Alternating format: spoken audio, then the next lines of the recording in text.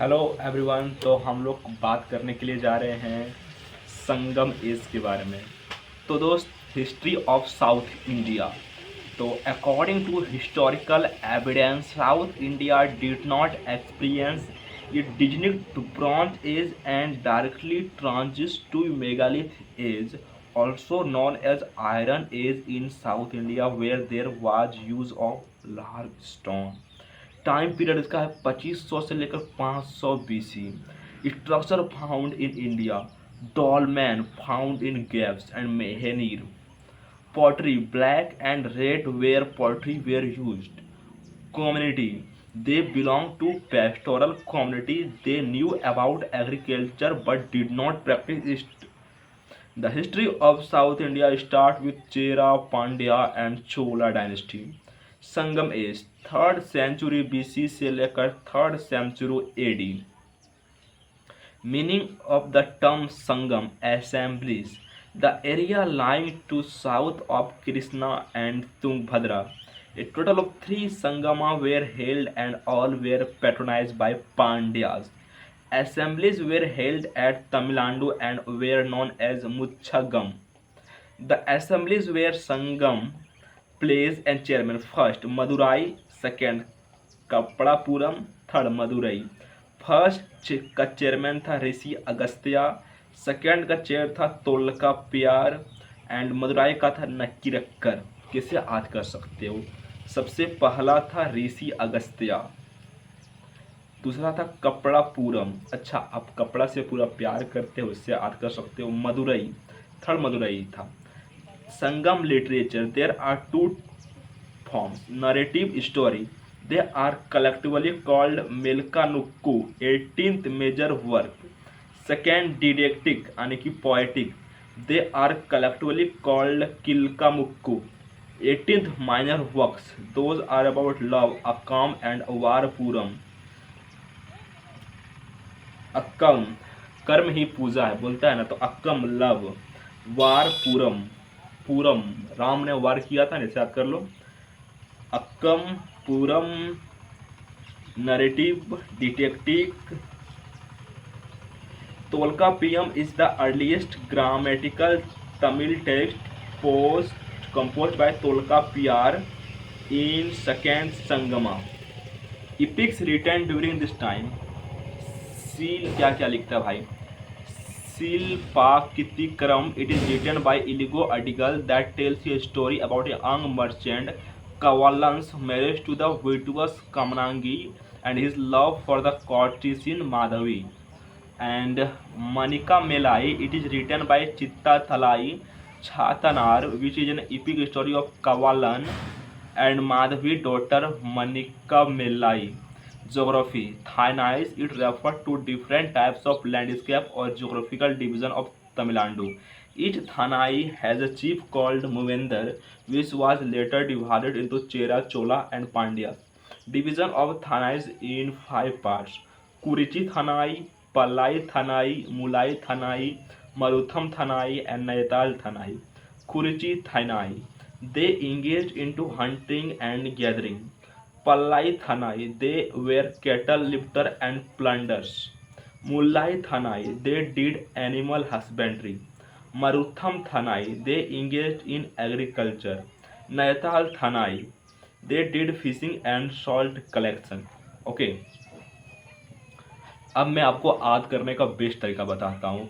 कुरुचि थानाई, कुरुचि करंची। अच्छा, आप जब खाते हो, क्या बोलते हो, KFC का चिकन, तो कैसा रहता है? करंची रहता है। तो उसको कैसे कलेक्ट किया जाता है? हंटिंग और गैदरिंग से, ठीक है।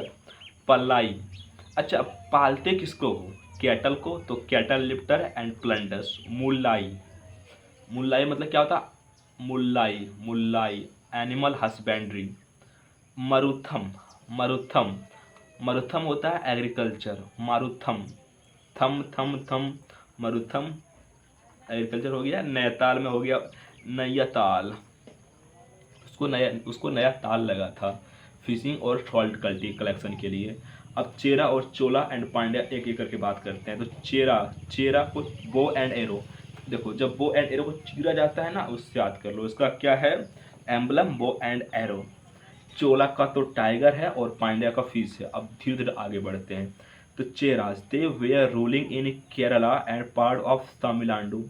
Capital Vanji Vanchi and Karur. Port cities Muziris and Tondi, mainly for trading. Emblem, bow and arrow. Greatest Chera, Sangutuvam. He is also known as Red Chera. He founded Patani cult. They worshipped Kannanagi, goddess of purity and chastity. Patani cult was related to this. Pugalar inscription of Karur, Tamil Nadu mention about them. Cholas. They were called as Chola Mandalam, Koro Mandals. Capital Puhar and Urayur. Alternate capital. Puhar is a port city and is also known as Kaveri Patnam. Emblem is tiger and earliest ruler Elara, greatest ruler Karikala. He fought Battle of Veni along the Kaveri river and also defeated the combined armies of Chira and Pandyas. They traded in cotton cloths from Urayur. They were known for their efficient naval power. Pandyas. They ruled in Tamil Nadu, capital Madurai, on the bank of Vegai river.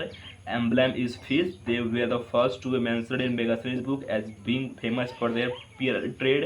Port city is Korkai. They traded with Roman Empire society.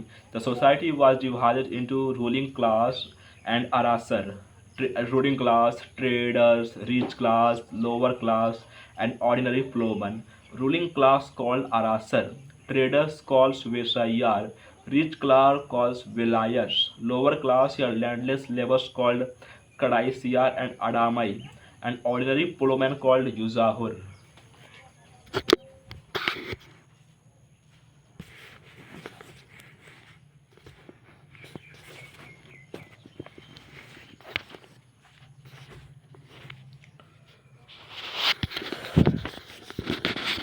And ordinary plowman called Yuzahur and not. Muvendram and Ariyar were title of rich landlords. Muvendras and Ariyar were titles of rich landlords. Form of government. During the Sangam period, hereditary monarchy was the form of government. Okay. So I feel you are happy to read it. Chera, Chola and Pandya. अच्छा, चेरा का symbol क्या था? क्या था चेरा का symbol क्या था? Bow and arrow. चोला का क्या था? चोला का टाइगर। पांड्या का क्या था? फिश। ओके। और चेरा का कैपिटल क्या था? वेंगी।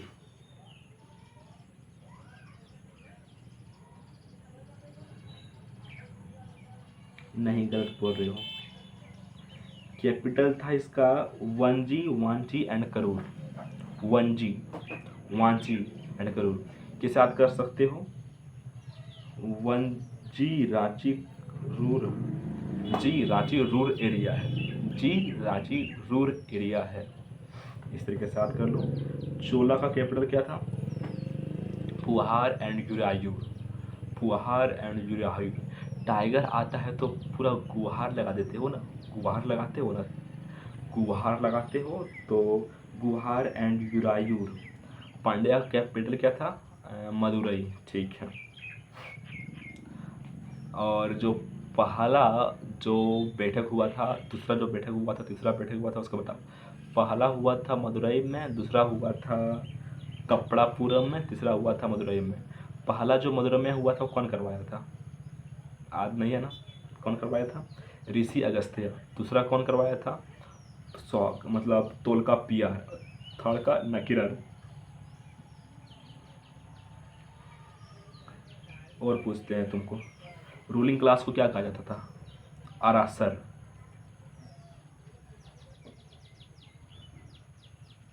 मतलब कि